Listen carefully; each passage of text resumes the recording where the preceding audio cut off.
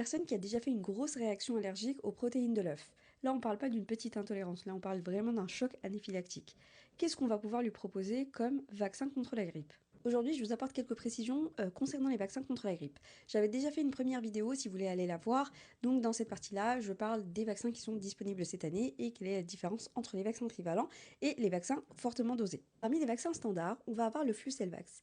Et la particularité de celui-ci, c'est qu'il a été préparé sur des cultures cellulaires et qu'il n'a pas été donc cultivé comme les autres sur des œufs embryonnés. Donc, pour celui-ci, on a la possibilité de pouvoir l'administrer chez les personnes qui ont un antécédent de réaction anaphylactique aux protéines de l'œuf et également aux aminosides.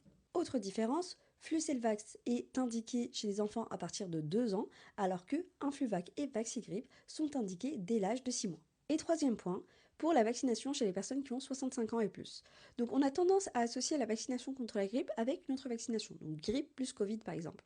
Mais il se trouve que on ne pourra pas faire une vaccination Zona plus grippe avec les deux vaccins qui sont hautement dosés. Il n'est pas recommandé d'utiliser le Shingrix avec le Fluad. Pourquoi? Parce que tous les deux contiennent des adjuvants et donc du coup tous les deux sont plus immunogènes, donc ils vont avoir une grosse réaction pour le patient. Donc on va recommander d'espacer ça de 2 semaines en moyenne. Pour les Fluelda, il n'y a pas d'adjuvant, certes, mais c'est un vaccin qui est hautement dosé. Or, on n'a pas d'études. Donc par principe de précaution, on va recommander d'attendre 2 semaines entre les Fluelda et un vaccin comme le Shingrix.